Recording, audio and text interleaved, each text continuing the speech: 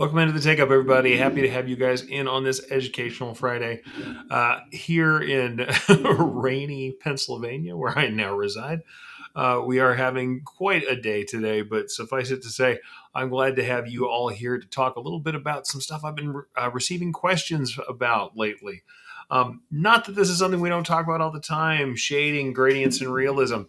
Certainly, one of the things I'm going to say is you guys know most of the styles that I like best, or the ones that I like to do the most, are things that are not super, super shaded or gradient ridden. Most of these things are logo work, though you are going to see that lots of this work still has little bits of shading and texture, and there's stuff that I've talked about with adding textures and adding shading all over the place. But it's not always painterly. A lot of my stuff is graphical logo work. At the same time, I've done a fair amount of shading, and I've also been one of those people who had to struggle their way through not starting in an art, degree, not starting with a sense of color or color theory and having to learn that on the fly while I was digitizing. And certainly having to learn how to interpret art in such a way that made shading and gradients and things like that make more sense. And as I've done this stuff, one of the things I'm going to be fully honest with you about is that where people want me to go, which is to say, here is the automated tool by which you can select an area and create either instant shading or instant gradients, or here's how I'm going to use auto digitizing or tracing to make this stuff happen. The sad truth of this is the finest shading, gradients, and any sort of detail work is generally done by working in. If you haven't seen my earlier piece, that's something worth taking a look at. We actually did a piece on shading and working in. So go back into the YouTube feed, check out the phrase working in or shading or gradients. And we've done more work on that before. But today I wanted to talk about some things that were just like easy ways to figure out where are we going to put stitches, how are we going to do some of these shading methods, looking at what some sort of methods of shading look like, and then maybe getting to some of the essence of what it is to use thread to create blends of color in general. So both to say, hey, what does it mean to get a certain value or a certain darkness or coverage out of thread? What does that really mean when we're looking at embroidery designs? And then stop to say, hey, how do you make those choices on the fly? Like, let's say we're looking at a piece of art. Where are we going to go to say, what colors am I going to use? What's important to me? Where am I going to put those areas? How am I going to decide what to do as far as density, stitch settings, stitch lengths, stitch styles, and how am I choosing those colors? We're just going to talk about that a little bit today. And this should not be probably a super in-depth topic. This is not something where I'm going to break down every little thing or go directly into Stitch Artist and show you everything you have to do to draw this stuff in Stitch Artist. Today is a little bit more about theory. It's a little bit more about how we make choices, and also looking at art and the ways we look at art and the tools we can use to give ourselves a better idea of where the areas of color are in a design and how to impose some of the restrictions we need to get ourselves from the point of looking at something that has a ton of color in it, or maybe something that's photographic, to a point where we feel comfortable punching, we feel comfortable digitizing, drawing, making shapes. Some of that process isn't about embroidery tools. It's more about, funny enough, sometimes it's about using raster or vector tools, something else in the process, graphical tools, often raster tools, or it's about us getting comfortable with the concept of reducing and interpreting our art into something that makes sense as embroidery. Right. So yes, we are going to be talking about grading, and like I said, shading and gradients are coming up. We are going to talk about them in different ways as we go through this.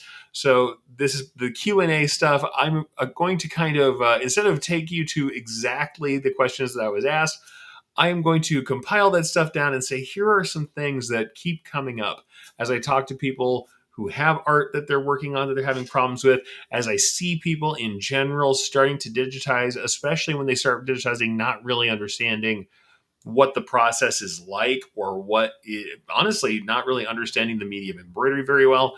And then there's a little bit about the difference between adding shading to a design and creating like a smooth single density, gradient. There's some differences there too about how much we're going to do, as far as leaving space for thread, about worrying about how dense something is getting as far as layering of thread or stitch penetrations falling all in the same areas that we get distortion as the stitch penetrations go through the fabric and they're too tight together. There's some differences between adding a little bit of shading or line work that is shading or creating things that are gradients or blending. These are actually kind of different terms, but we're going to talk about them in general because really the nature of thread and the nature of color when put together is going to dictate a lot of this stuff, and it really is kind of universal if you want to think about it. What it means to get a solid area of a color out of thread and what it means to get a blended area of color out of more than one color of thread. These things can be generalized to a little bit, and we can talk about the different things we're dealing with. So we're going to talk about like blending and layering. We're going to talk about density and what density means. We're going to talk about also the ways that we have to stylize art and what that means in order to reduce something that's got too much photographic color in it for us to really make sense of it as we start to draw shapes. Because ultimately we know digitizing is about drawing shapes that define areas we are going to fill with stitches. That's what digitizing is. But the artistic basis of it is looking at a piece of art, a source piece of material, and instead of just drawing what is there, tracing the edges of what is present, especially when we're getting down to something that is photographic or painterly or has color transitions in it, it's about us making the decision of where the edges of those shapes are and what sort of stitches and stitch settings and stitch qualities we're looking for in order to get those shapes, which we are going to fill with stitches. We're essentially drawing vectors, filling them with stitches, in order to get those stitches to do what we want them to do as far as blending color, as far as edge quality and feathering into existing layers of stitching, as far as communicating how dense we want a color in a given area. All of that stuff we're going to decide. But it starts with kind of knowing where those edges are. So like I said, that's what we're going to cover today. We're going to probably not be exactly on a pathway of going from one side to the other of how we start to how we end on one design. I am going to show you some things and talk about where these choices come from and discuss kind of, like I said, some theory to get you there, because you're not always going to have art that cooperates with you or that gives you these edges, these shapes. Very, very frequently, you're going to have to decide how much color fidelity I need, how much fidelity to detail I need or can create in the space I'm given, because we're dealing with thread and needles. These are things with fixed dimensions that require us to decide how much detail we can get in with our current thickness of threads, needle size, and size of the overall design. And concepts of how we can figure out more from a piece of art and say, here's where I think color should go, including some tips and tricks, just some things that I've done over the years when I'm looking at a difficult piece of art to say, okay, I can see where I want the edges of that shape that I'm going to digitize to be and how I can get that to work out. So it is one of those things that's kind of different, right? It is it's very different than what you might think for something graphical when we're just doing text, when we're just doing logo work, to when we are doing something that has that color gradient type work in it. How we decide where the edges of shapes are when we're drawing for digitizing, when we are drawing the literal shapes we're going to fill with stitches, can change quite a bit. And unfortunately, the best version of this is not done by automated processing or color separation of any kind, though those are interesting concepts to think about. If you are someone who has worked in that art or printing side of the world, it can help you to conceptualize what you want to do with this stuff. It can help you to understand more of what you need to do to get that color. But really, we are not working with something like RGB or CMYK color. If you've ever seen halftone dots all put together as we get colors, we're not exactly working with a process like that. It's not a process color. We're usually working with spot colors in areas, but we are doing some of that blending of seeing what can be seen through our current object full of stitches, how we layer densities of stitches together in order to get different colors. But we're going to talk about all that. Like I said, that's why I'm not going to be able to go into everything, is because this is actually a really big topic. We might break this down later on into smaller project-based sorts of episodes where we can really get into a type of shading or a type of work. But for right now, what I want to do is answering some of those questions I've been getting lately, some of the people who've been coming to me with pieces of art that they just can't start to parse, give you the beginnings of what it means to shade, how we make some of those decisions, and at least how I've made some of those decisions throughout the days, and how I've imposed restrictions. I think this is a really important thing. So I'm going to say this now and get back to it as we start to look at actual examples. When we're looking at art, especially something that's fully photorealistic, the problem we have is honestly too much choice. And I'll say we'll start with restrictions, but we'll start with that. We start with having too much choice. And what that also means is too little definition. When we're looking at something that is fully painterly, that is fully photographic, there are times when we're looking at a piece and we just can't find an edge to draw a shape. You literally don't really see where the edges are in any kind of island of color, or there is no solid islands of color that you can really make sense of as you're drawing out shapes. So you have too much choice. You're also looking at this going, all right, how many needles do I have on my machine? And back in the day, we were lucky. We started with external restrictions, right?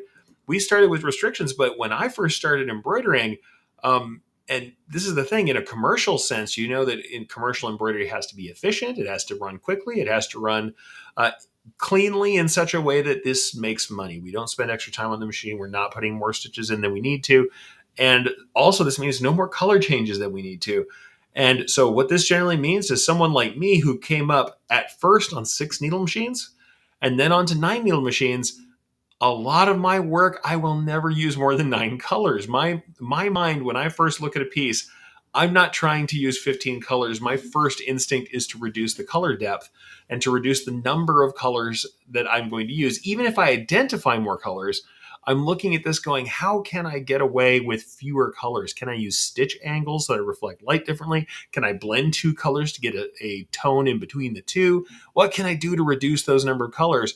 Because honestly, when I first started, I only had a maximum of 9 colors I could use without rethreading a machine or moving a hoop from head to head and having half of my capacity gone so that I could get more colors.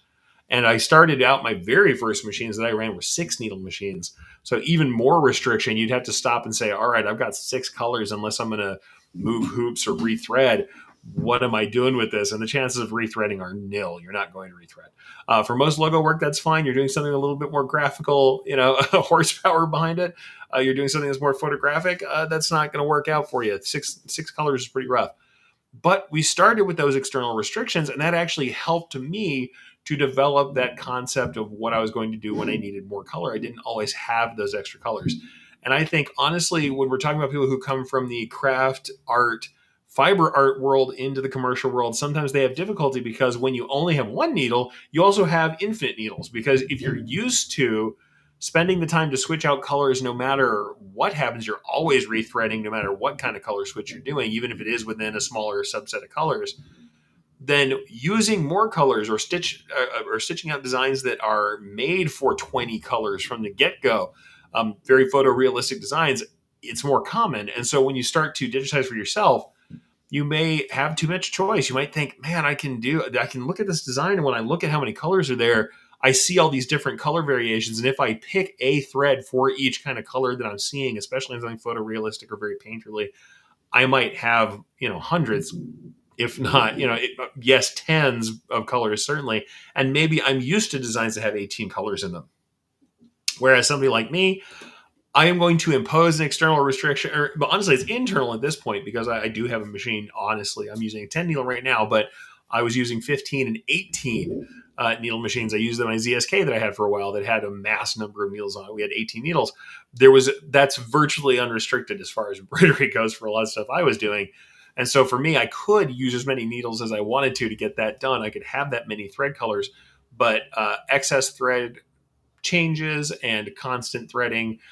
This is stuff that reduces efficiency in the commercial world, and you might not want to do that. So starting with restrictions can be a help. We want to tell ourselves ahead of time, you know what? We're going to get this done in this many threads. We're going to reduce the number of colors there, and that's what we're going to start from. So I will talk about that in a second, how to get there. So but before we even start, I am going to stop and talk to everybody who's here live, but I just want this to be something to remember. Sometimes you come into something that you'll have too much choice. If something is super photorealistic, has a lot of color, it can cause you to be paralyzed. And in fact, the other thing is you'll sitting there looking at all these colors you're not able to kind of figure out, and you're like, all right, that's like paralysis by analysis. I'm going to keep on staring and looking at this thing that has more colors than I could possibly use, or that's going to be really hard for me to mess with, or I don't have that selection of threads and it's expensive, even if it's just about that, if it's even in the craft side of this world, and you'll stop and just can't decide where to draw. One of the things we can do is start with restrictions by limiting color depth. By saying, I'm going to do this in 4 colors. What 4 colors am I going to use? I'm going to do this in 6 colors. What 6 colors am I going to use?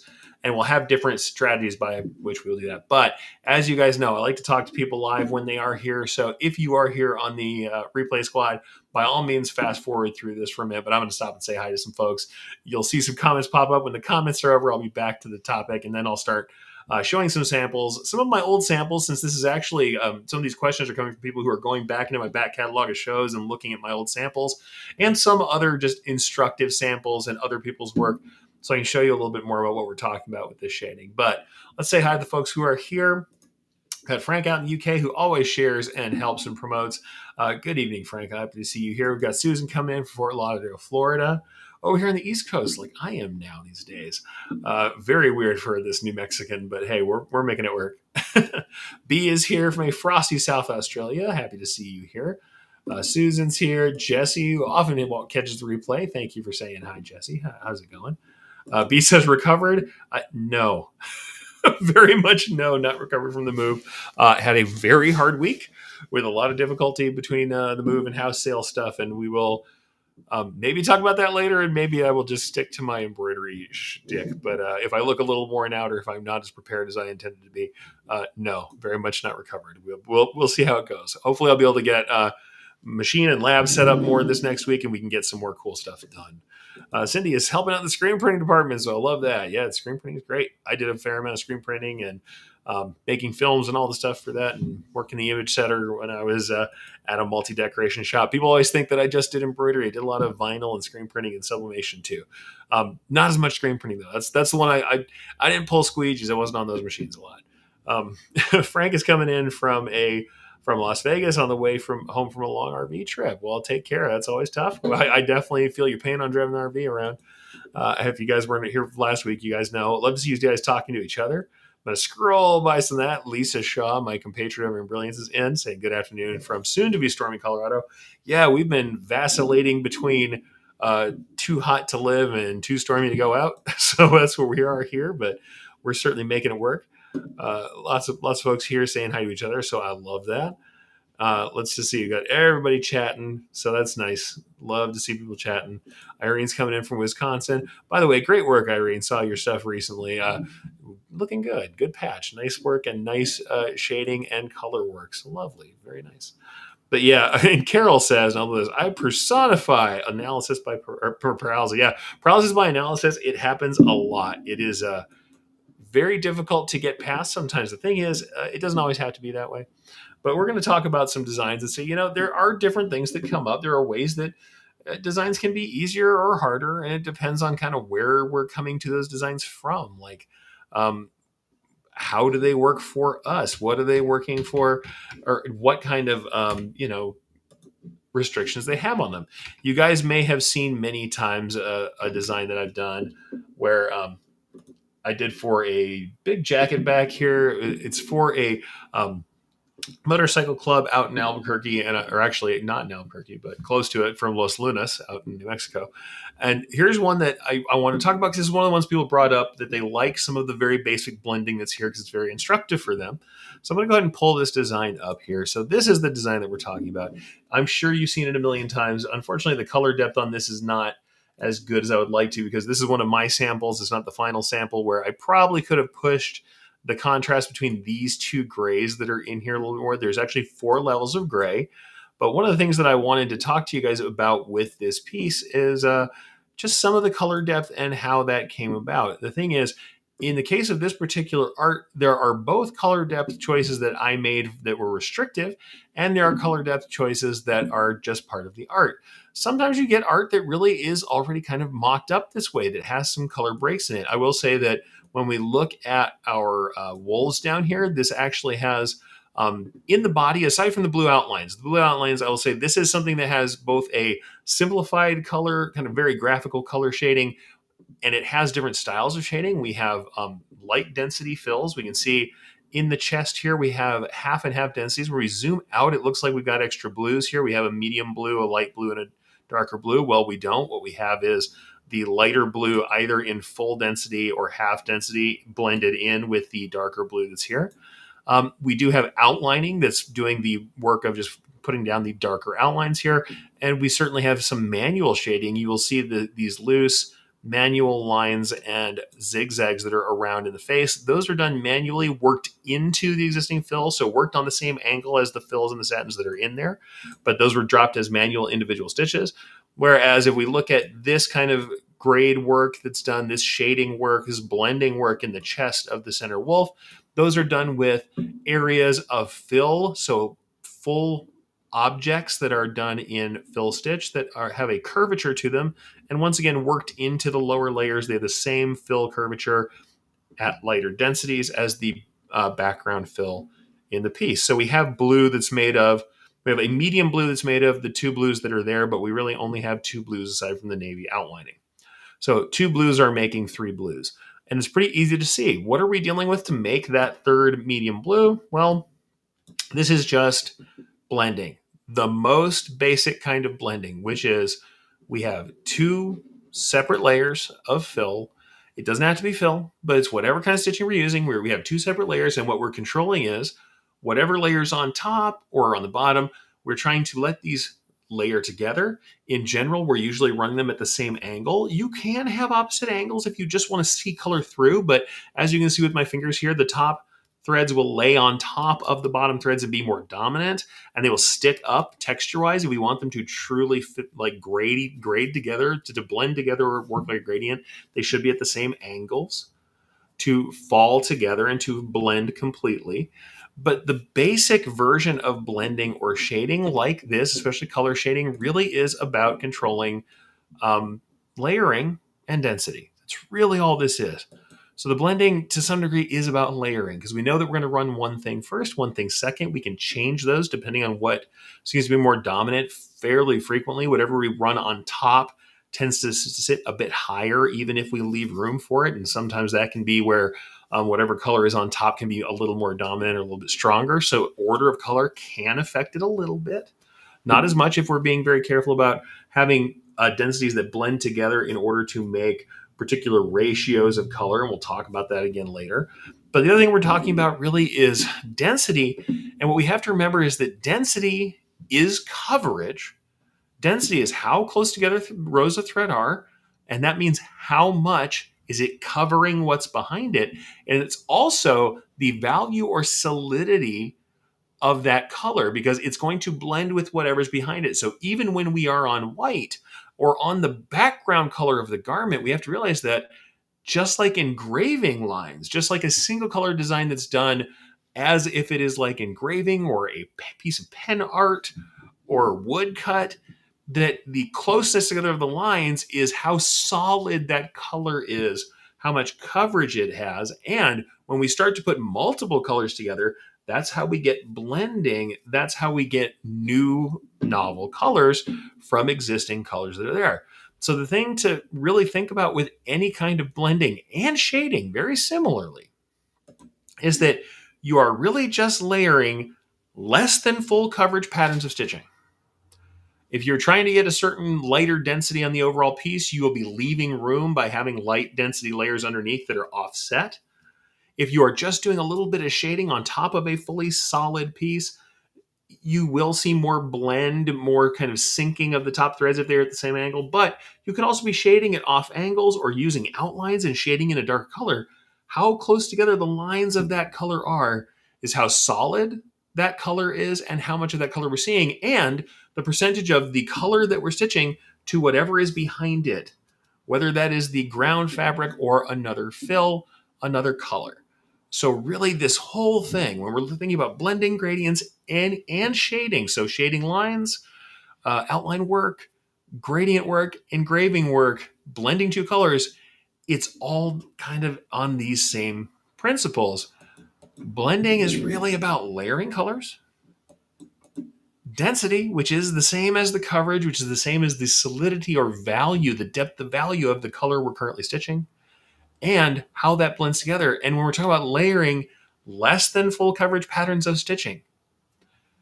What we see through our top pattern, what we see through the existing stitching, and how that mixes together to make new colors is how we get blending done. So as much as when we talk about stuff, it's like, oh, shading, and we're talking about color choice, and we're talking about how we're going to draw these things, the first thing I just want to make sure people are clear on is that it's very simple. In that it is understandable what we're trying to achieve. It is just like you are taking these lines of color and you are just offsetting them. You are showing what's behind, and as you back away from them, as you zoom out, you get blending of color because the eye starts to mix these colors. That's really what we're talking about, and it really is just about how close together are these lines of colors, what is behind those lines, and where are we putting them, and how does that lean into the texture. There is more to be done to make it interesting, to make it look the way we might want it to look, but at its very base, blending and shading and gradients all have to do with how we layer lighter than full coverage layers of thread together in order to either make novel colors or to reveal or cover more of the background color that's there. And the value we see, both the color value or the darkness, the solidity of whatever we're stitching on a background, is just all about how close together those lines are. And because we're dealing with embroidery, and any line in embroidery is a solid line of the color of the thread from point to point, I mean, we can talk about stitch angles and light reflection, but ultimately, all we have in thread are solid lines of color from they go from like penetration point to penetration point. It's all they are. This is everything. This is everything we need to understand about how one color gets darker or lighter in a single fill. And then what we are seeing behind it is all about the proportion of what's in front to what's in back. When they are 50-50, we're going to get a color that's roughly between the two. That is kind of what we're dealing with now. And it's in its simplest version, it's like what I'm showing here. When we zoom out, we get kind of a medium blue here. In this case, that lighter blue is a little tighter density, so it really is kind of coming more to the foreground. But we have our medium blue, our lighter blue, and then the lightest patches of blue that are here are full density and complete coverage. And that's really all there is to it. Now, when we're looking at like this horse in the background, we can see that especially in the top end horses that are here, we have 4 layers of color. I will say that my color choices are not awesome here. I will defend myself by showing you the art and saying that the art also had this really bright highlight on it. But when we're looking at the colors that are here, once again, we've got these 4 colors, but we're not working with all these different threads. We're not working with a ton of threads. We are often working with a loose coverage. So though we have 4 colors of thread, if we look here, like into this haunch of the horse, you'll see that there is a brightest gray, there is a medium gray and a dark gray there that's here. Well, in between these 2 grays that we see here that are right next to the head, we have this brightest spot right next to the helmet. We have this medium gray and then a slightly darker gray in this silver range. This area between the two is a blending of the 2 colors. And it's all about having 50-50 coverage of the 2 colors there. So when we think about gradients, we think about blending, it should just be like we're putting these 2 grills of color over each other and trying to get the proportions right. And honestly, if we look at other items, we look at things like full gradients, and I can, we'll bring up these things. I'll try and bring up the samples again in a minute of said gradients and the things we're talking about. Even with the craziest gradients, invariably we're still dealing with the same kind of stuff. We're still dealing with basic blending. And that's just something that we have to understand, is that these blends, these gradients, it ultimately still works on the same properties of how much are we showing the color behind it. And when we're looking at that gradient, and I'll show you this one upside down because this angle shows the color gradient better. If you guys have ever seen my rainbow gradient of the letter K that I've shown many times before, I manually punched a 7 color gradient. This is the gradient we're talking about here. And it goes all the way from a bright yellow to a purple in this piece. That is one layer. It is as soft as any single layer of of embroidery can be. It is not heavily dense. We are dealing with these counts of how many threads of one color appear in the same area in comparison to the threads of a color above it. Is it 1 to 3? Is it 2 to 2? So 1 to 1? Is it 1 for every 3? Is it 2 for every 5? Is it, and so it's like, okay, for every 3 orange, I have 2 red in between them. And that means the orange is a little more dominant than the red. And that's literally the way the blending happens as we step through this design. Or when we're dealing with gradients that are a little bit more even, we can also use fills to do this. This one was done manually, where I literally counted off and punched every line in order to make that ratio between one color and the next color that I'm blending to happen. But if you're doing this with, say, 3 colors and we're doing a basic gradient, it's still the same functional thing that we're dealing with. So what I think I'm going to do here is I'll bring that up just to show it one more time. This is just the barest essentials of understanding that what blending is. We'll get back to the how we find it in art. We'll get back to grading in art, things like that. But the truth of the matter is, all of this is predicated on the same basic understanding. So we'll go back to this real quickly. And this is from a slide deck that I did about gradients called Gradually Great. And you can see in this Chavez Fire piece that's up here, we have a 3-color blend from gold to a red orange. And as we look in that piece, the same kind of stuff is happening here. We really are just moving from one piece to the next. And we'll go through some of these other things that are here. And automated gradients, we can say, yeah, they don't look awesome because they do just gradually change spacing from one color to the next. And as we see them, they don't always line up. But a manual gradient is done by layering layers of color. But I want to show you, I'm going to kind of pass through this. This is kind of what we're doing. It's this ratio of how many of one color to the next color we're blending into. I call it the pencil problem because we can only have these solid lines of color. It's like if I were trying to blend from one pack of yellow pencils to a pack of red pencils with orange in the middle, I would say, okay, first there's 5 yellow, and then there's 1 yellow, 1 orange to 3 yellow. We do that a couple times. And then every other one is now yellow.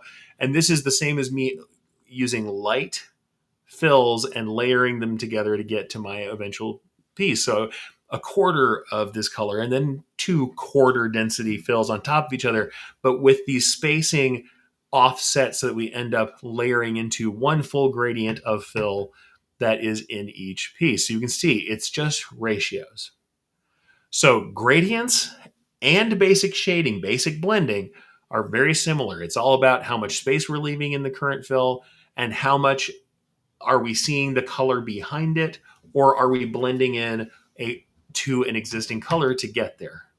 So we can talk about how we get there later. Mostly I just wanted to kind of show you that and to back up and just show you that example again of this layering of the fill stitches and say this is kind of what we're looking at. It's the same thing, right? So whether or not we are dealing with what we had with these horses and the wolves, where there's just a very simple blend of 2 colors, or maybe a blend of 3 colors that just has to be 50-50. It's just me kind of putting a 50-50 illustration of these colors together. So you can see that, like, okay, if I had a half density fill and a half density fill, when they come together, that's going to be a blend of those 2 colors as it looks to the eye. That is the simplest version of it, but gradients are the same thing essentially, right? It's just about understanding a ratio of one color to another, and that's really a ratio of lines to lines. If it's 1 to 1, is it, so it's every other one? Is it 1 to 3? Is it 1 to 2? That's that ratio of how many lines of color versus the lines of color underneath it, or lines of color to space, because a line of color in this case is the thickness of a thread. So we can actually understand what that measurement is. There's a literal measurement to give us these blends. Yes, I know that doesn't really show you how to draw that yet. And I'll show you a little bit more about that as we go further in. But it is about understanding that at its very base, that is really all blending is. And even shading with outlines is the same thing. Even shading with outlines is the same thing. It is just the basis of how close together those lines are. Now, with outlines, we're often having a doubled outline and they're thicker. So if I go in and back out, in and back out of a set of gradient of like outlines and I'm doing some shading, let's say that I have something like one of the pieces I've shown many times, my Dion's piece, which is this little pizza man who's done an engraving style. And I actually have this to show you. With pieces like this is in a single color, right? And as we can see in this piece in a single color, we've got all the lines, but why is this little piece of the shading in his collar darker than a piece that's further over? It's spacing. It is just how far apart are these lines. But as you can see, sometimes when you go back and forth and you use each line, you double over each line, then we need to increase that space because we know that even on screen, if it looks like that line is the same thickness, you run over the same line twice in thread, it'll be double the thickness. But we can see that that value, even in a single color, value, darkness of the color, saturation of the color in an area is how close together the lines are. So if we can get to that basis where we understand that darkness of a color, and I don't mean darkness, I mean saturation in an area, coverage, density, and how close together we draw lines when we're doing manual shading are all exactly the same thing. If we can understand that, then we can start to understand how all of the rest of shading works, even though I am going to talk about different types of shading. When we're talking about the values therein, how much of a color we see, it's the same story. And in fact, in this case, since we're just doing a single color piece, where's our second color that we're blending? Well, it's the color of the background.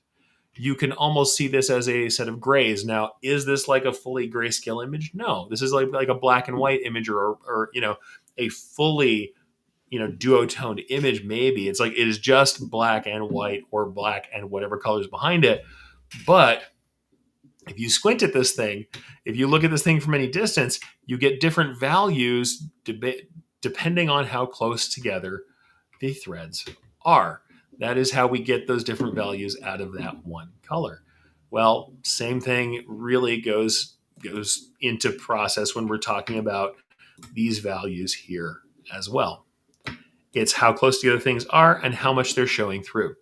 Now, the thing is, art's not always going to help us with this. Art isn't always going to make this clear to us. If you're lucky, you have art like I had for that particular piece for the jacket patch, right? If we have art like that, well, then it's not so hard, right? Then because it actually had those things broken out for us. Somebody had already kind of defined those areas, and I'll see if I can show you that. In the original art, and I'll show you an overlay of the original art and some of the stitching from one of my many versions of this thing as we were headed toward production. If we want to look at the art, and I'll pop this up on screen for you. We look at the original art, it was already broken out in these areas, and pardon me here. So we can see here, as we look at some of the original art, we look at those horses, we have those values put in. But if we look at those values, I have, there's one gray here, 2, 3, 4, 5. We've got 5 levels of gray and some outlines just in the gray. I've got 2 levels of the bone color in the skull.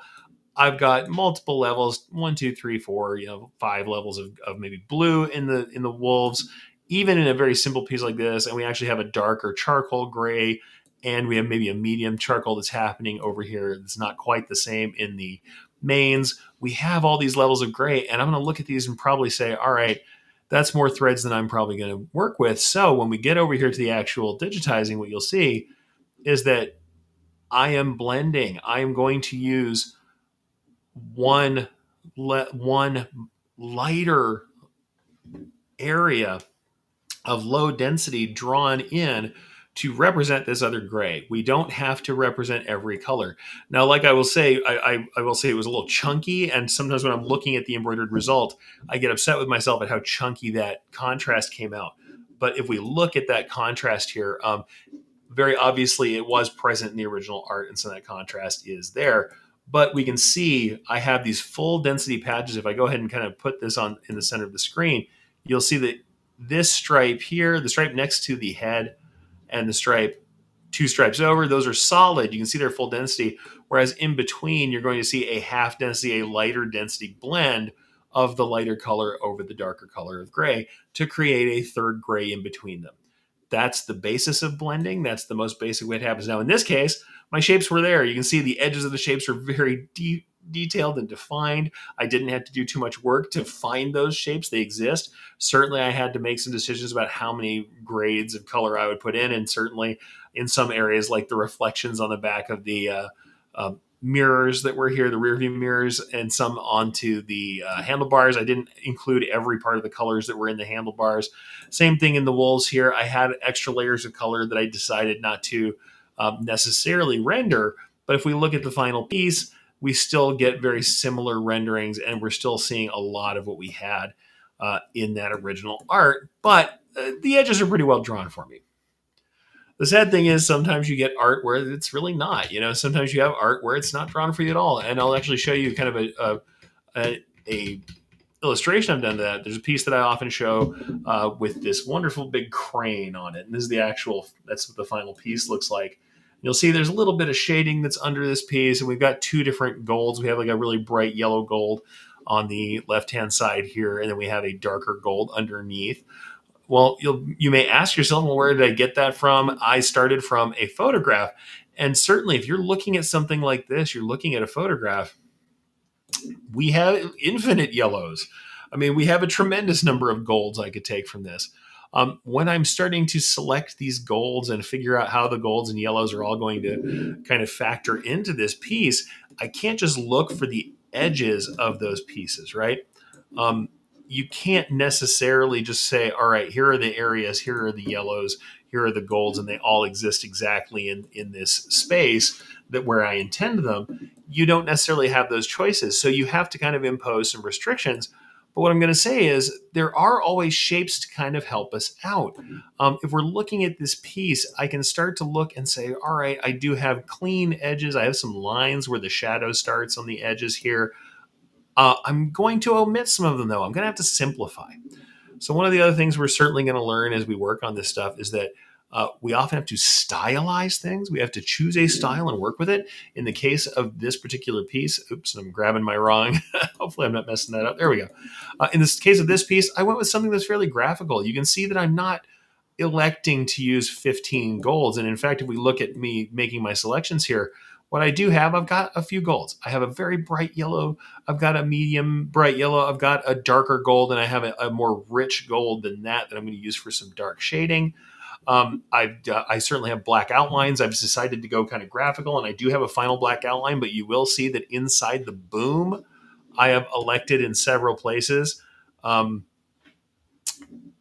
to not use black outlines for everything. I've only selected to outline some very key points, whereas some of the other outlining, if we look down the bottom of this boom, there is some outlining there, but it's done in that darker gold so that I just get a hint of the shadow. I don't have a really clean, crisp, drawn outline.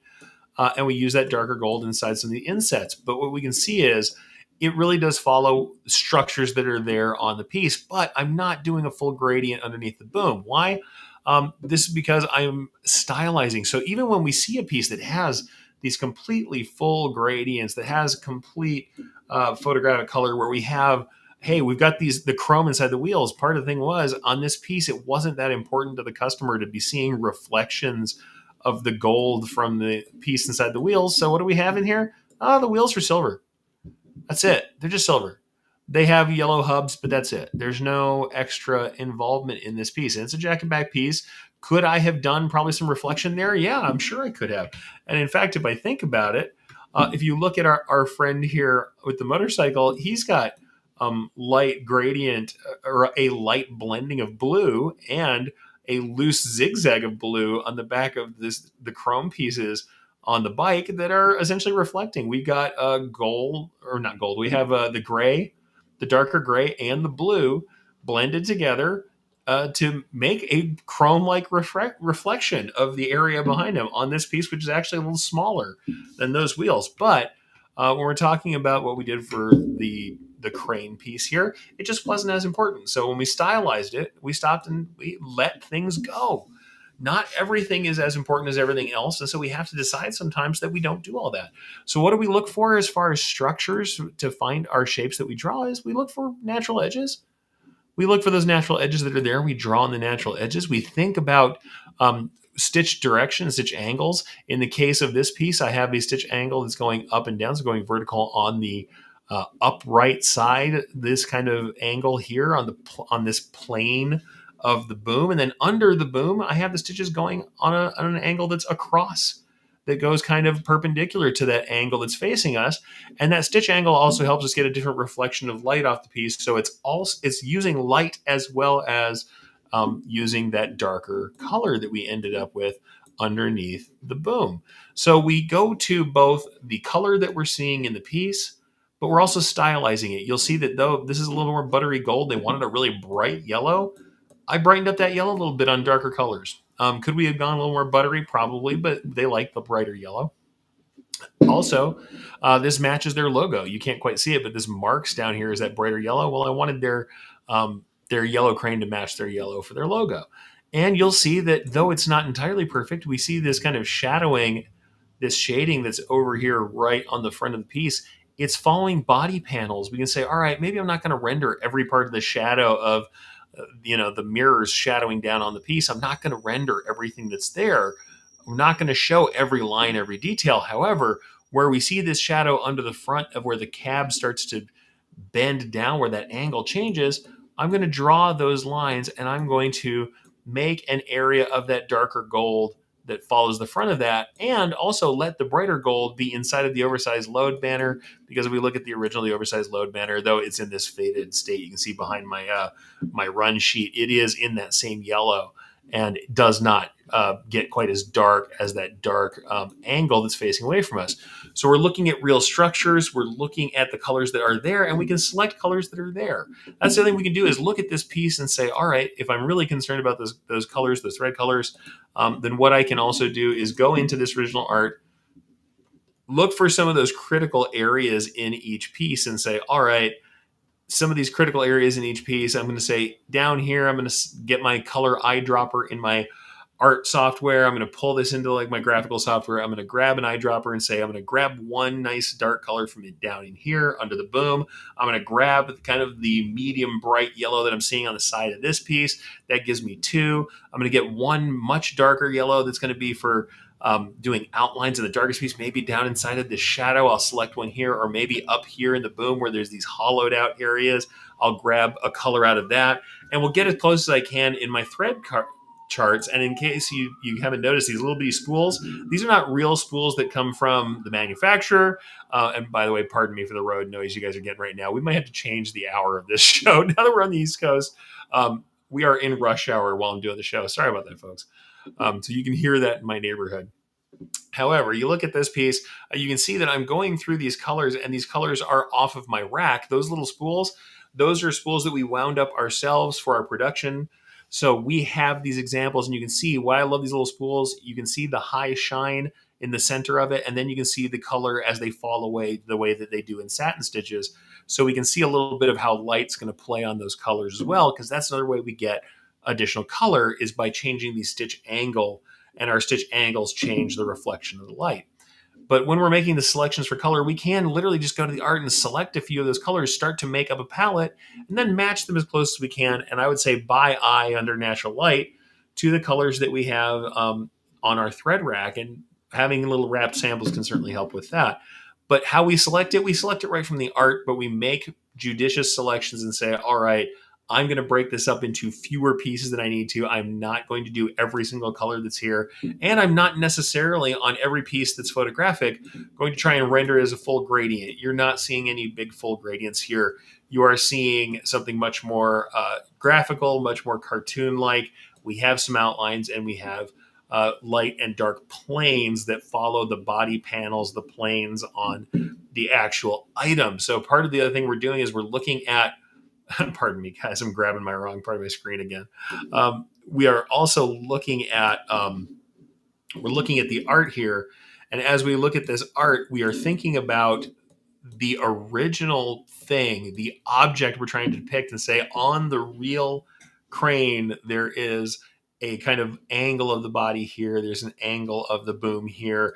There are panels that are flat on the body here. There are angles where the panels drop away. There are items that follow those planes. Other thing I'm going to make sure you understand too, when we're dealing with a piece, we don't render everything. Could I have tried to render the seat and all the reflections in the clear glass? I sure could have. It wasn't that important. So for the final piece, I grayed out the glass. I did not render the seats. I did not render people sitting in them. I didn't do any of that. That wasn't the star of the show. And the funny thing is, nobody ever asks me that. I have never heard anybody ask me why you can't see the background through the glass, why we can't do any of that. I elected to make that boom have the most detail. And you can see that the boom itself, that the boom on the crane and the business end of that hook are really getting the largest amount of detail. So part of what we also have to realize is that we're not always, when we're analyzing something, we can stylize. We don't necessarily have to have everything there that's in the detail side or the color side. You are going to reduce. So once again, like I said, start with restrictions, reduce the color depth to something that's reasonable, and then work from that depth and decide where are the important colors, where can I lose things that aren't going to affect anything in the actual piece, and just remove that choice, remove the excess choice first. Start with that. And here's the thing, sometimes we can use assistance, and I will talk about it really quickly. You can sometimes use art tools to help you get there, right? So sometimes you'll be working on something and you're like, all right, I don't quite get it. I'm not exactly sure how I'm going to make that happen. I've got something that's super realistic. I just want some sort of hint of where the edges of those colors might be. So let's say we have something like this. So we have like a fully artistic piece. Certainly, I'm going to say, number one, observe some structures, right? We're looking at color. I can see that there's some brighter colors here. There's some darker colors here. I'm probably going to use fills. As you know me, I like to save a lot of time. I'm not going to make every single hair in this piece a manually punched thread if I was doing this fox head, especially at small sizes. I'm probably going to use some fills. I mean, you guys have seen me um, cheat my way through some fur by using blocks of fill. I'll already say, hey, I've got an area of this pelt that's curving over this eye. I've got another curve over this eye. I have a big central area where the pelt runs in one direction very vertically over the snout here. I'm probably going to go ahead and I'll have a panel here. I have a shape here I might draw. I've got a shape here I might draw of fills. I might do the same here. And that might give me some blocks. I probably have about, I'm looking at like 5 or 6 shapes I will draw to make one color in the face. But let's just say that I'm feeling really lost and I don't know how to reduce the colors in something like this that's fairly photographic. You may want to use an adjustment layer or do something that we call posterizing, right? This is an old trick from way back in the day. So I'll just let you know, if you're looking for the term, we call it posterizing. It is a way to kind of saturate and reduce color depth. I'm not saying this is going to make art that will immediately be useful for you to digitize from, but this is one way we can visualize color that can help us. So let's look at the concept of posterizing something, and I'll show you this with using an angle or a layer adjustment rather here. This is in right now. I'm working in Affinity Photo. There will be something like this in every raster graphics program, but this is just one of the concepts we can use. Posterizing, right? Posterizing lets us mess with the depth of color, right? So we have multiple layers of color going on. You see kind of this is like the original with all the colors there. Let's say we start to back down the levels of posterization. We can see that as we start getting down low enough, you'll see how some of the details start to fade away and then some of the colors start to glom together. If we go all the way down to 2 layers, it's probably too much, right? Most of the time you go down 2 layers, we're getting too much. But we can see, even at that super low end, we're like, all right, I see where there's the darkest lines. I see where the darkest values are. I see where some of the brightest values are, and I'm getting edges. But where the sweet spot usually is somewhere in like 3 to 5 levels of posterization. We get these areas where you're like, oh, okay, I can see shapes where they're more defined. I can see areas where I need to make sure that I've got this lighter color. It's about 50-50 between this darker color and this other one. And I'm also saying, all right, I maybe have 5 colors here. Now, certainly the thing I will say is, in this case, I usually use a darken mode on this. It makes the colors a little more realistic to the original. But we can see all the way down to that bottom color depth, this is still an acceptable kind of rendition of this fox. We can see the edges of where that color should be. And depending on your software, it may do it differently, but we have these areas of the lightest color, areas of a middle color, maybe a couple different middle colors, and then we have areas of the darkest color.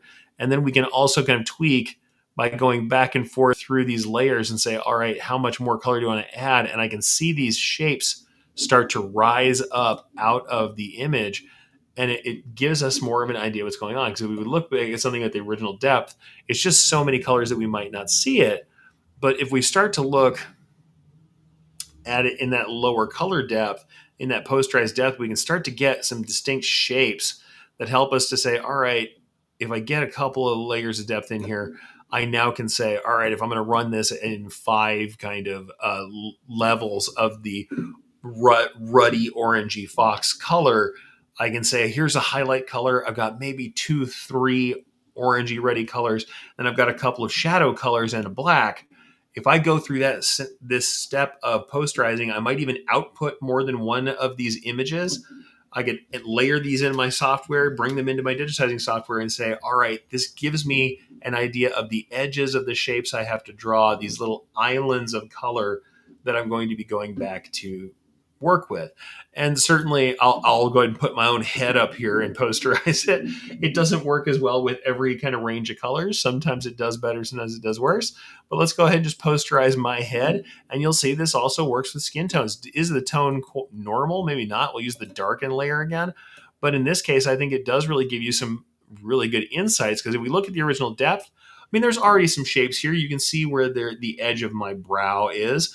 You can see where I've got a secondary fill light that's coming from the back and kind of hitting my face. You can see these areas of color, but if you posterize it, it helps you to start to really identify these basic shapes. At the most basic level, it's a little much, but you go one layer up from that, posterize level 3, even though these are not the colors you would want to necessarily use, we now can see where the hottest highlights are on the face.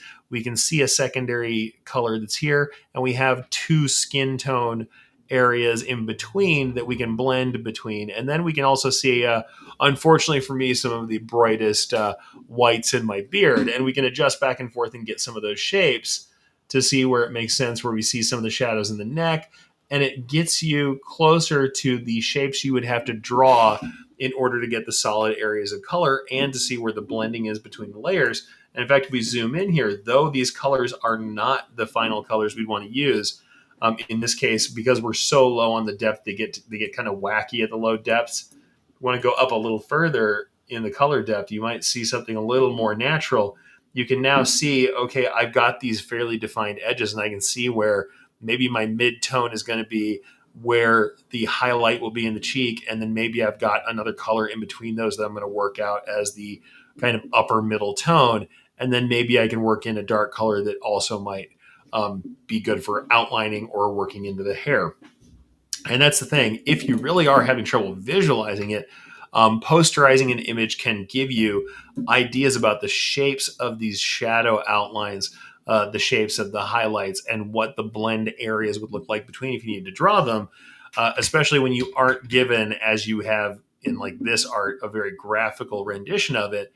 This is almost like a vector posterized version of a carved horse, right? Of this impression of this gray horse. Whereas when we're looking at a photograph, sometimes you really just don't have that.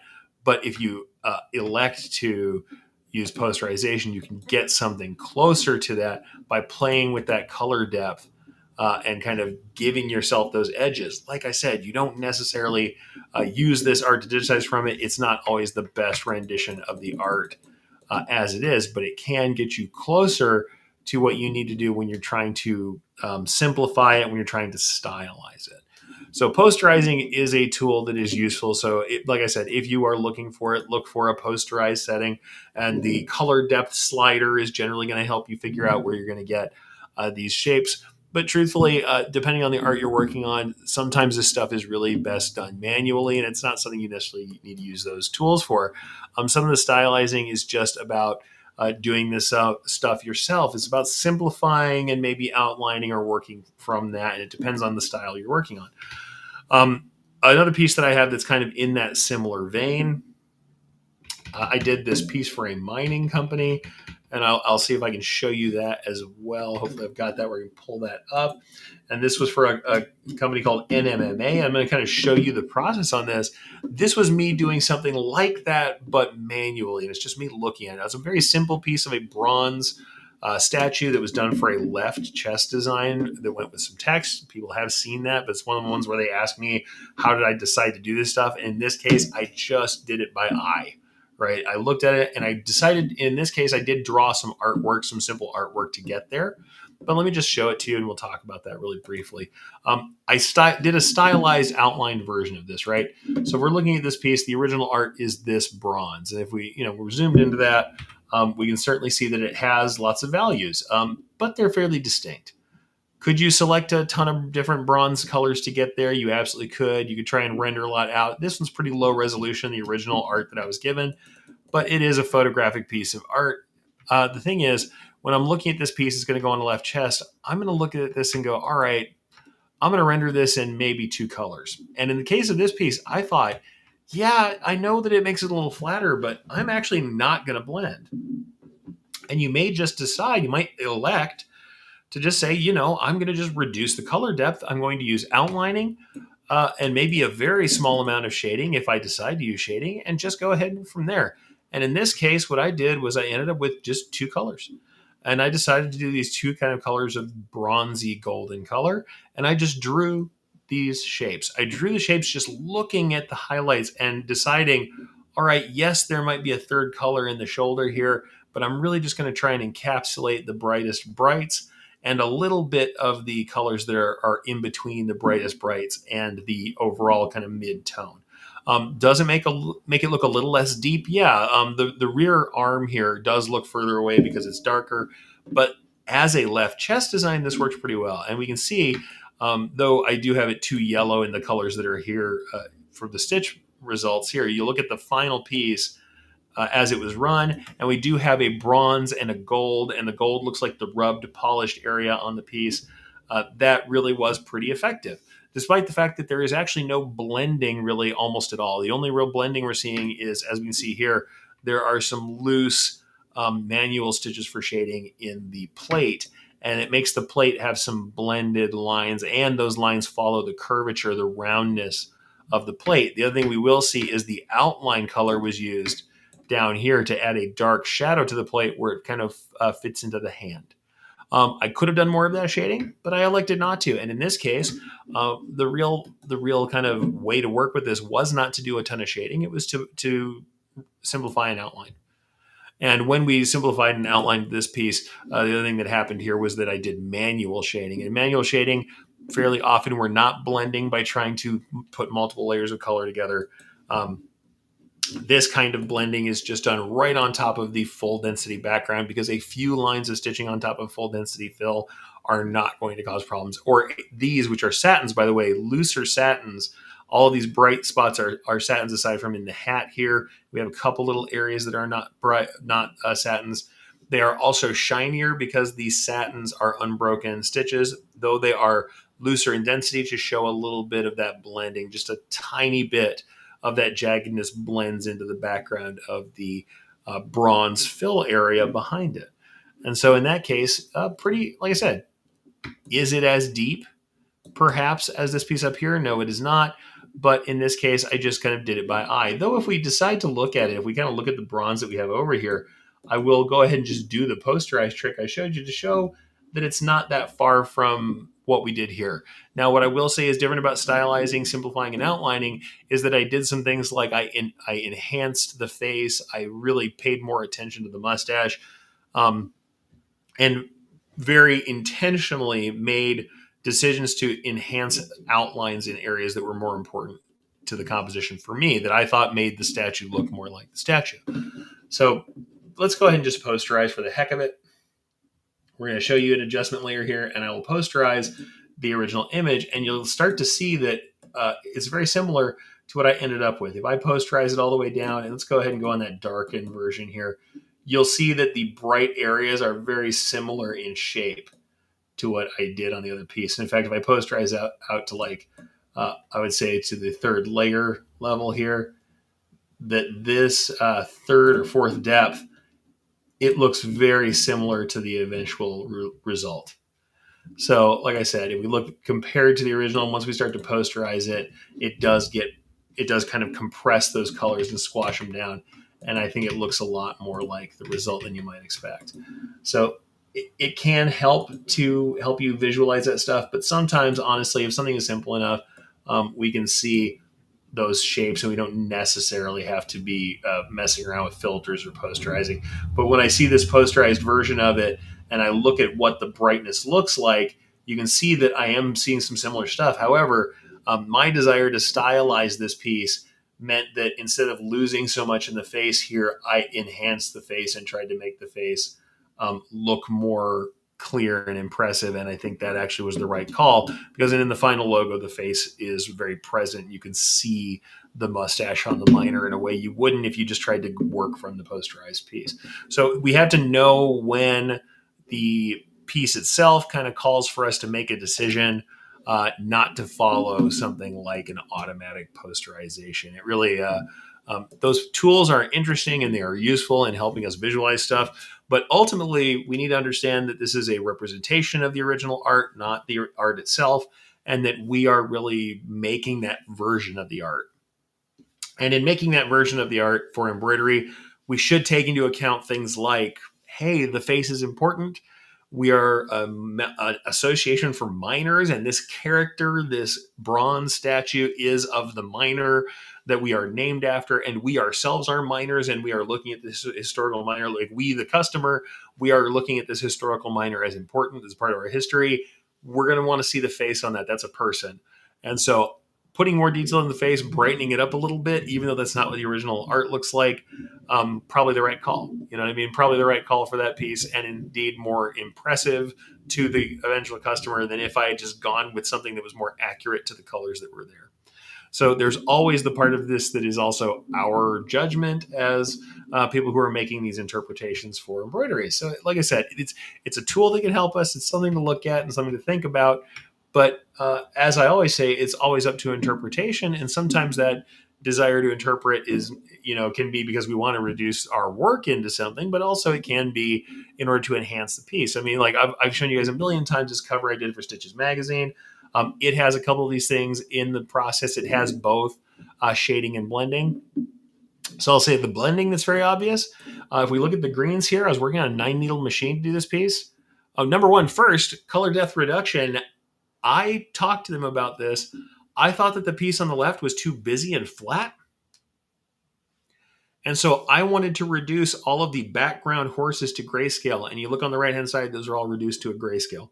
So I only had to work with like 4 grays and some of the white from the horse that's in the front in order to make all of the stuff that's happening in the background of the photo. And we called out the carousel horse in the front by making it full color. But if we look at this piece, you're going to notice I've omitted details. There are little jewels and roundels that I didn't even try to do, even though this was kind of a jack-and-back size piece that was done for a magazine. But if we look at things like the saddle here, and I'll get closer to it so you can see it, this originally had a lot of gold and green all put together to make things happen. I'm actually only working with 3 colors. I have this kind of greeny gold, I have the medium green, and I have the dark green. And I am using ratios of light fills over the top in order to get all of those greens. Those greens are just ratios of how much of the other green is on top of the one that's there. So it's like how much of the medium green do I have in comparison to the darker green? And that is just light density layers on top of another color, or 2 half density layers that are filtered in together very much like a gradient so they stay soft.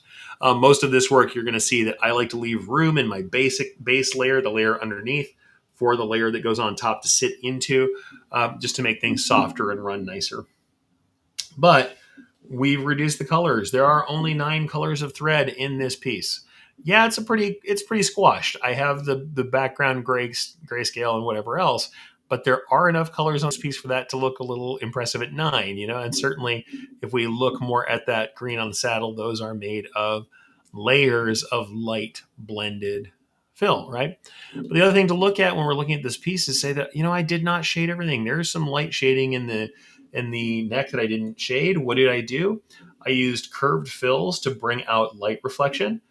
I used split or length limited satins and light density satin stitches to bring out the shapes of these molded. This is like a fiberglass carousel horse, of these molded sections of the mane. Those are satins here. I did use shading, so I have light gray zigzags and manual shading that I've done to bring in some of the gray that was there in the original. So once again, light spaced, not full coverage areas of zigzag in the areas where I want medium grays to show up here. We also have some light fills in the same place and position. And if we also look in the background here where we have some of these reflections, things like that, same thing achieved here. That is one color of gray that's in this background here that we have, we've layered into another color, and we just literally let that black fabric behind it be part of the reflection. And how close together we made those and how we layered those together is how we got coverage. Same thing here. How do we get this dark area here that's just a little bit of gray that just kind of intimates what's going on behind this little panel? Well, we get that by having a lighter than full coverage gray here and using part of that background color to blend in. And so we get a lot of work out of that. Same thing we look through here. We do have shading into the deeper parts of the face here. We have shading around the inside edges of the ear. And these are all done with manual open zigzags to kind of show the same gray that we have down in the cracks here. But we'll see that the high spots are not done by having two whites. In this case, it's all one color of white. The high spots are using unbroken satins, which are very shiny, whereas we have a slightly darker rendition through all of these curved fills. There's multiple planes of curved fills going in different directions that make up the face, and both the texture of the fill with its shorter stitches and its more broken appearance in comparison to the satins, that makes it a little bit darker, and it changes the angle of the light that's coming off it. So sometimes color blending isn't color, but it is texture that's doing that work for us. But we do have simple blends here. Like I said, these simple blends are all about just different ratios of thread. And that's really the same as what we have in gradients, just to a different degree. So before we finish out here, I'm just going to run you through a couple of those famous gradients that I showed before to kind of let people understand how did I select where those areas were. I want to show you how I did that, and then just kind of show you those gradients again and say this is what that looks like. You've kind of seen already that we see the edges of color just by looking at the piece and looking for those edges of color and deciding where those shapes are. We can use posterization to help us reinforce where the edges of colors are and where to reinforce blending, or our art might contain those shapes and we can still use blending even if we have multiple colors there. We can use blending to get colors that aren't in our thread selection. But we're dealing with gradients, it can be a lot more precise. So let's kind of work on that for a second. Let's take a look at that digitizing difference handout that I showed you before that's about gradients. So the greatness of gradients. We talked about that a moment ago. Well, let's go ahead and take a look at that. So we'll check out that presentation, and then I'll go back to some samples and we'll run through some sample stuff and just play it out, and we'll finish off the day like that. I think it is a useful thing to kind of think about, right? It's really interesting to kind of take a look at how we make those decisions, because in gradients, it's a lot more precise if you want to get like an even grade from one color to another through a third generally. There's more math involved to it. There's a little bit more thinking about those ratios, but it still is a very similar process. So let's go ahead and kind of look at that. Let's bring that up. So if we're talking about using fill stitches, which is often how we do gradients, because if we're trying to get that blending that I showed you before, you really are trying to have all of your stitch lines need to be in the same plane so that they blend together. And especially if you want a single density, a very light, flexible embroidery, you don't want to have like a full plate of yellow and then we're putting out lines of orange and red on top of it. Usually you're wanting to have loose densities layered on top of each other. And I'll show you how that works in a moment here. But the thing to think about, we talked about that pencil problem where we're just interspersing the different colors of thread into each other. We're going to talk about how that's done technically in a moment. But we can see it's all about percentages, and selecting colors is also part of that concept. So people ask me, how am I selecting this low density fill or the colors to make one of these low density fills? If it's like, yellow to golden red like this, it's pretty easy. If it's something where it's a little more detailed or you're doing a rainbow blend, it can be a lot harder. So the first thing I'm going to say is this: when we're trying to analyze the art and figure this out, there's a couple different things we're looking at to get both our stitch angles and the colors that we're going to use. Number one, we're going to find our angle. Generally, when we're blending, what you're going to see is there's an angle of movement through color, so an angle of change, and perpendicular to that is the angle of your fill. So if we're starting gold and as we move down, it's vertical at 90 degrees, that means that our 0 degree angle is the angle our stitches will be at, because that's how we're going to layer those kind of pencils, those lines of color together. Like I said, if you change angle between layers when we're doing a blend like this, you're likely to have the whatever's on top will sit further forward and less of the color behind it will come through. So pretty much that's the thing. The angle of transition, whatever that transition is, perpendicular to that is going to be like the angle. There's the angle of change in color. The other angle is going to be the angle of the fill stitch. Pretty much that's how it's going to go. It can be different. The thing is, when you're selecting colors, sometimes some colors can stand out.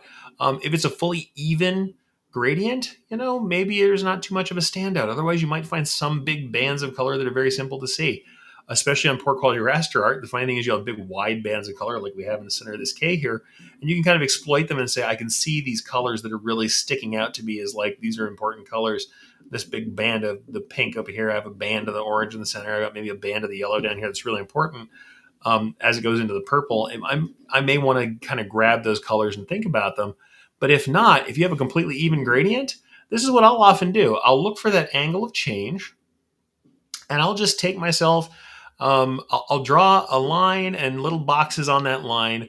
So let's say I've got what, 1, 2, 3, 4, 5 boxes. I will go ahead and space them evenly on the line. So if you have your graphic software, or let's say you're looking at the art and you're doing this in Stitch Artist, you can literally say on the spacing menu, I'm going to draw these little boxes. I'm going to space them evenly along this line. Then I'm going to grab my line with all of my little boxes on it, and I'm going to tilt it to the angle of that color change. And we're going to see, okay, I have all these little boxes. Now I'm going to go in here, I'm going to color eyedropper. I'm going to select each one of these boxes. I'm going to look at each one of those little areas I've grabbed. And those are the 5 colors I'm going to select evenly across the kind of this gradient and say, those colors are the ones I'm going to go for.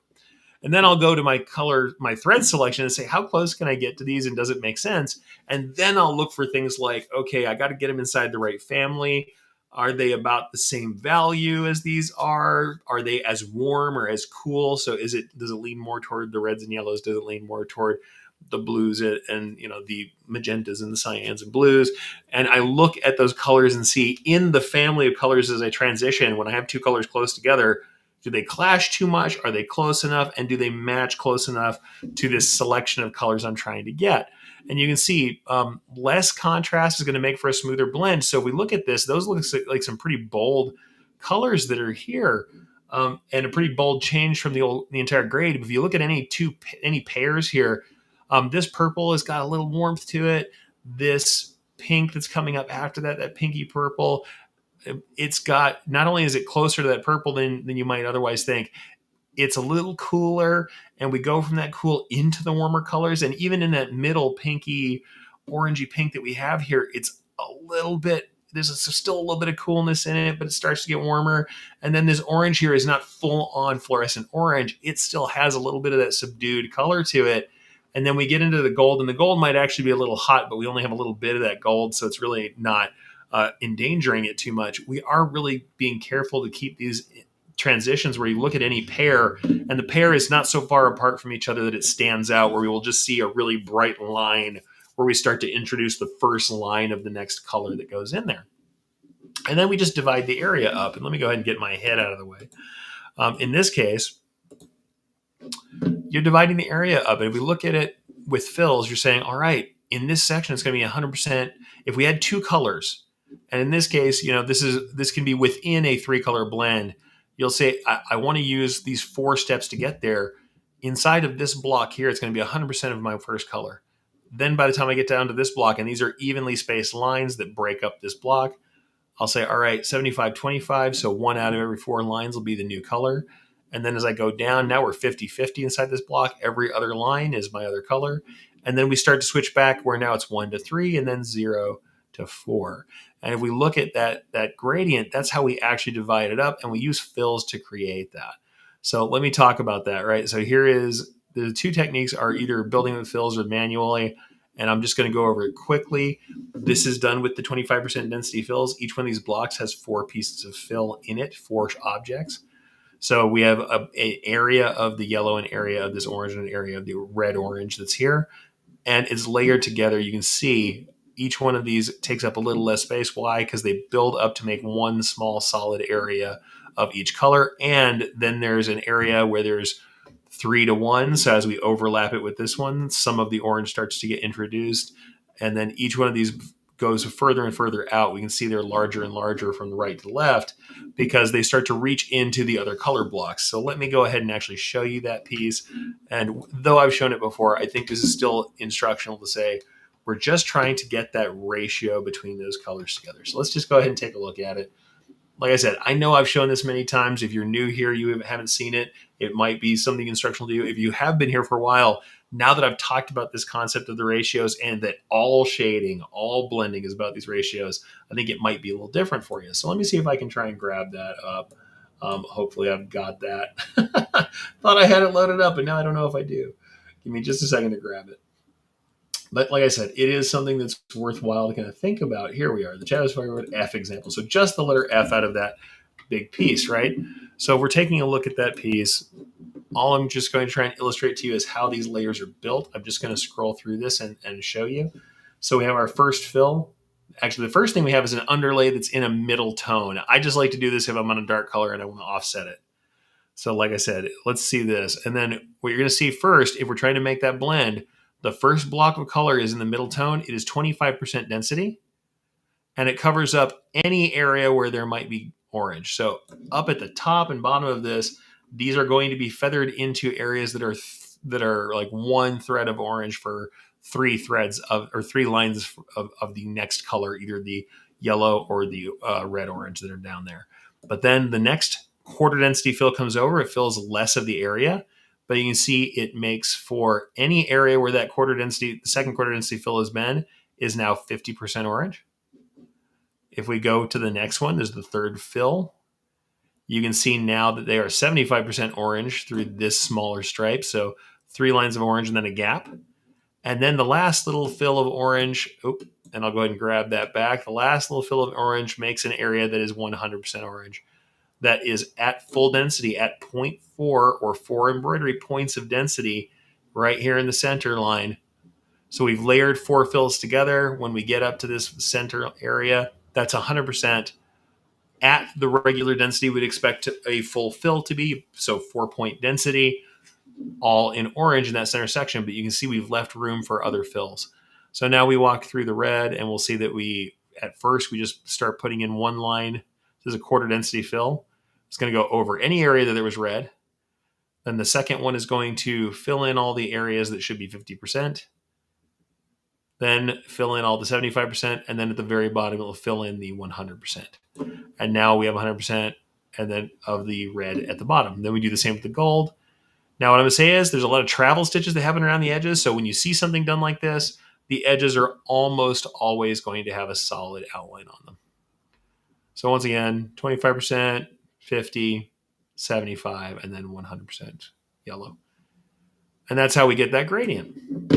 And the manual blend example is similar, except for what you're going to see is I punch this manually, one stitch at a time, following on a fill.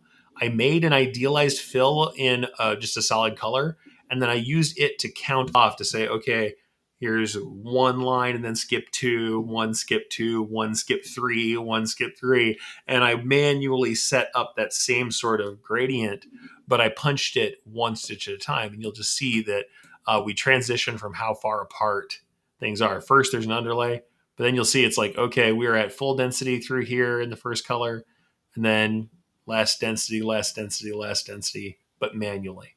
Then the next color comes in and it fills in that space, but it's all about the ratios. See how we're getting lighter and lighter.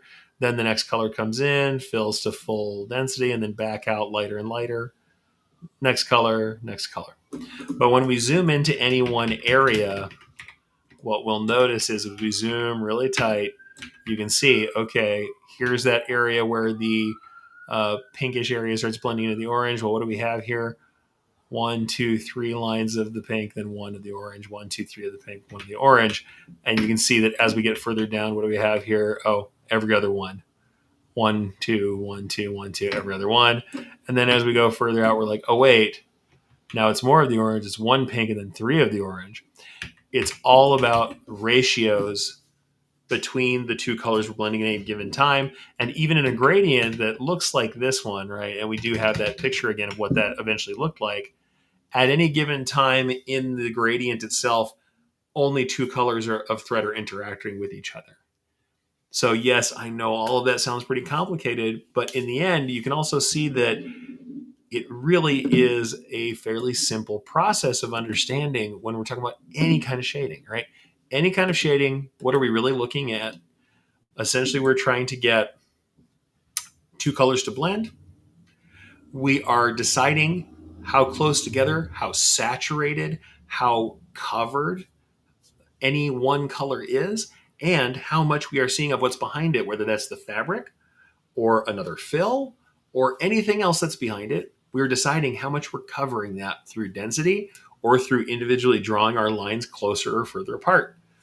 So the things to understand is when we're looking at the areas of color, blur your eyes, stare at it a while, use the posterize function. It'll help us find the edges of where color is.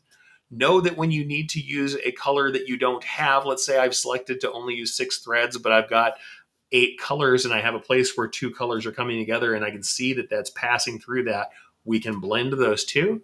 And that it's all about the angle we blend at. Now, I am going to say something else, though. I showed you guys these horizontal fill blends, right? The K, the one that we just did in the Chavez Firewood example, is done this way. You can also, like we go and look at those. Chavez Firewood example is all horizontal in its blend angle. The same thing, even though it is on on like a 45-degree angle, it's all horizontal fills, and the angle of change is perpendicular to the angle of that fill. You can also do something that's like satin shading. If you've ever seen like hand embroidery, and I've got examples of that hand embroidery pulled up. So there is a lovely hand embroiderer who I know lots of you know about, and she does incredible work. I think I've got her where we can take a look at it. When we're looking at shading and gradients, Trish Burr is the one who does all this like really beautiful needle painting, and I've looked at her stuff ever since I was an early embroiderer for machine embroidery. I've looked at a lot of her needle painting, and her needle painting always does this beautiful silk shading. And silk shading is done vertically, where we actually have different densities through short and long stitches, and the colors actually transition with vertical integration of the colors from one piece to the next. I'll go ahead and just pull up on screen some of Trish's little pieces here, and you can see that silk shading is done vertically, where you can see that she brings in colors by integrating them vertically and having different layers of spacing and having long and short stitches. But if you think about long and short stitches, what you really have, if we have these stitches where it's like we have a longer and then a shorter version of it, and we keep on integrating it from one line to the next, what you actually have is where they're longer, there's a stripe, there's an area of less of the one color to the color behind it. And then when we have these shorter stitches next to it, the next round of stitches, that's higher density because the long and short stitches are now together down at the bottom. And we end up with a very similar kind of gradient. And so you'll see silk shading like that, vertical shading in machine embroidery as well. And if I can bring this up before I get done here, I've done a lot of examples of it and playing with this concept of silk shading. I still feel more comfortable with the horizontal shading, to be honest with you. And sometimes because of the way that the edges of fills generate, you will get some artifacts along the edges of your fill stitch blocks. But you can also obviously do silk shading. A lot of florals, for many, many years, florals are often done with that silk shading technique. But certainly, let me see if I can grab this. I've done some examples of silk shading. I have this really simple heart, and I'll show you how the verticals can be done the same way, that same sort of layering. But let's go ahead and bring that up, and then I'll finish up here for the day. This is a very simple silk shaded heart. You can see I've got those same stripes outlined as to where the colors are going to go. But we can see how we do have that gradient. If I look outside of it, you see the long and the short stitches. In fact, if I go ahead and do this, I'll go ahead and use a realistic view. It's harder to see because you can't see through the top layer. But you can kind of see how there's this long and short. You can start to see these long and short looks at it because of the different densities that we have. But let me go ahead and run this back, and you can do the same kind of gradient work. First, I like to put down that background global underlay, but you'll see we have kind of that same thirds or quarters of density, where by the time we go 4 passes of that quarter density, this top stripe is now entirely filled, and we keep kind of going through. I think this looks a little stripy.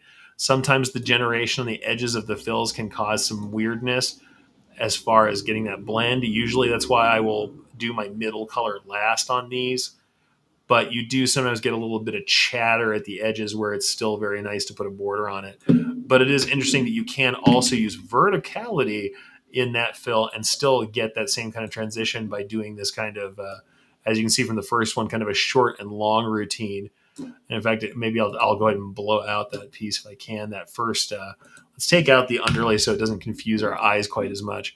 And we can see how we have these longer and longer reaches down into the shape, and we end up with that gradient happening because of that same density issue. Now you can also use some scatter or jaggedness or feathering on the edges to make it look a little more natural, but it is interesting to see how we still get that gradient kind of look doing the same sort of stuff. All right, folks. So I know I kind of went all over the board here. There was a lot of different stuff to take in. I think the thing I really just want to make sure that you guys know is that we really do sometimes want to start with restrictions and tell ourselves, hey, I only want to use this many thread colors to make this thing happen. It can help when we're looking at something that has infinite color gradation. So when you're suffering from too much choice, paralysis by analysis, stop and reduce things, whether that's through posterizing your image, using software to help you generate that, or through just kind of stylizing and saying, here, what's important? Maybe I want to outline some things. Maybe I want to simplify it and outline, or maybe I'm going to look at manually establishing and manually shading pieces that really blending of any kind, whether it's gradients or just blending a couple colors, is layering. That density equals coverage is the solidity and depth of the one color we are stitching. And that we really ultimately are just laying less than full coverage patterns of stitching on top of each other to create more color in what is revealed, or a blend of colors to the eye by allowing something to show through the stitching that's on our top layer. And it's all very similar, right? So I would say take a look at that stuff. Realize that the restrictions don't need to be internal, they can be external or internal. We can get those restrictions by deciding what colors we can have, by deciding to manually shade. But ultimately, if we think about density, if we think about what is revealed, we will kind of get there. So we got a couple comments before I finish up here.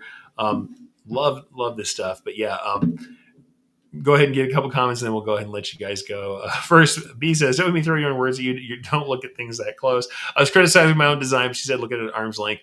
Yeah, no, looking at embroidery from arm's length, especially when you're blending, is absolutely how it is. That is really where you get that stuff. And by the way, Irene says, you're a great teacher. Thank you very much. I appreciate that. You say it makes it easier to understand. I hope so. I know I can get complicated. Though, by the way, you're doing great shaded work. I saw some of your work on that patch recently. You're doing lovely shaded work. So you're already well into it. Sometimes it is also about kind of letting go and just doing what's in front of you, looking at what's there and drawing what's there, and not letting your head get in the way. But Lisa says, I love the reflection you get from adding satin accents. Yeah. Remember that texture is part of this and stitch angles is part of this. It's really all one thing. But playing with the angle and the texture of a piece can also change color, because when we're reflecting more light from those satins, and the angle of the satin, it will make colors brighter, and we really can get two different colors out of one color of thread without any blending, just by changing stitch angle and texture. Identity Thread says, I saw the horse in person at DAC Chicago a couple of years ago. Really very impressive in person. You really see the textures and light play. I mean, embroidery, I think, is meant to be viewed live. It is beautiful that way, and it's going to be on a person pretty frequently. So over a curved surface, moving through space with light playing across it, that's what we're going to do. Carol said, my husband came in and saw the carousel horse and said, oh, wow, what kind of wizard is he? I am not the best, and I don't always do really complicated work. I haven't done as much of it recently as I used to, but I appreciate that. Also, being bald on the top and having more long hair than I should for someone who is as bald as I am, I do very much have the wizard on the side of the 70s van haircut going on for me. So I'll take wizard. It works for me. I think, I just need to put a little crown on or something and run around throwing firebolts. I think that's good. That's a good idea. Fits my style pretty well. Suffice it to say. Jesse says, good live. Thank you. Everybody's heading out. I don't blame you at all. I went longer than I wanted to. But Mo says, great information. My brother designs cranes. Love it. Thankfully, he never asked me to create one for his jacket. Yeah, that is my one and only crane. Honestly, working from photos, it isn't my favorite thing. I like to work from graphics, from like simpler graphics. I do like doing some blending. There's lots of blended stuff behind me, and some of the animal stuff is fun. But yeah, it's. I will say that it's not my favorite thing. My favorite thing is doing graphical work and doing really kind of cool renditions of that have a little more depth because of stitch angle and texture and that sort of stuff. But shading's cool. There's a lot of natural stuff. There's a lot of work for landscapes I've done that I've enjoyed doing some of that blending. And frankly, even with graphical stuff, sometimes you just need to add some color or do a gradient. And that's the only way to understand that is to understand the layering of threads. So thank you guys for being there. And Lisa says, by the way, thanks for the reminder for Trisha's style. Trisha's style is incredible. When I was just a teenager, first getting into this art, I found her books in the library. Yes, the Big Dead Tree Library. Trish Burr does incredible work, and some of her stuff really pushed me early on. And I'll say this: looking at, like I always tell you guys, consume broadly, create with focus. Hand embroiderers have incredible work, though they're doing stuff we can't do with individual threads that they're placing very carefully that we may not be able to do. Some of the textures and stuff that they're working with can be very instructive to us too. So, all right, guys, thank you for being here. That was far longer than I intended to go. Hopefully that was instructive to you. I know certainly some of it's going to be like, hey, Eric, I'm still looking at a piece of art and I can't figure out where to draw this line. Really, sometimes it's about just kind of letting your eyes unfocus a little bit and looking for where the transition happens and making the call. Ultimately, you know what you need to do. You have an area that's going to be covered with thread. You have areas of color in between. The thing to think about is that your rendition is part of this. Your interpretation is part of this. It doesn't need to be a perfect representation of what's there. It needs to be the best embroidered version that does the work it's supposed to do. It shows off the thing that's important. It gives it the right character, whether that's perfectly a representation of the art in front of you. And if it's something where there's a functional thing to it, it promotes the brand the way it should. It's visible from a distance so that the uniforms are doing their work. All of these things are part of it. Know what's important to the person who's using the embroidery. Know what's visible to the person who's supposed to be viewing it from the distance they're viewing it, in the context they're viewing it. And hey, know when the scissors should be short enough not to snag because it's going on a landscaper. These are all parts of the real world that we do have to take into account for embroidery. So understand that lots of things are going to formulate your choice and influence your choice. But ultimately, it's that interpretation that makes you valuable. Hey, if they could do it themselves, they could do it themselves. Otherwise, they've got you. And part of that is your judgment as to what the best embroidered result can be. All right, folks, glad to get you here for this Educational Friday, to be back on the horse, as it were. Hopefully I can get you some new samples to look at soon, but I'm hopefully, for the folks who did ask me about this and some of my older pieces, this will be interesting to you. And if nothing else, just make you think about embroidery in its essential form again. When you next jump into Stitch Artist or whatever software you have, start remembering that you are dealing with those solid lines of thread that are one point stretched straight from one point to the next of the needle penetration, and that the space between them, the angle they're oriented, and how they interact with other stitches are the only tools we have to make things happen. But it also means that once you can control those basic interactions, you can make embroidery look the way you want it to. Right? Get out there, try some cool stuff, show it to me if you can on social media, and hey, share this with your friends if you think they'd get some use out of it. And I can't wait to see you guys here again next week.